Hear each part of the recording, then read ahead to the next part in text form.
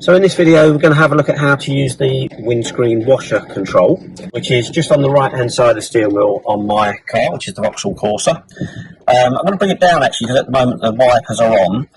So my fellow instructors will understand this when I say this is the control that causes the most trouble, because people find this actually quite difficult to use, but it shouldn't be too difficult. At the front washers, I pull the control back towards me and that will wash and wipe the front screen. I'll do it again just so you can see what actually happens. There's the water coming out. And then if I push this control away from me, then that washes and wipes the back window. And I'll do that again just so you can see it in action. And there we have the back washer.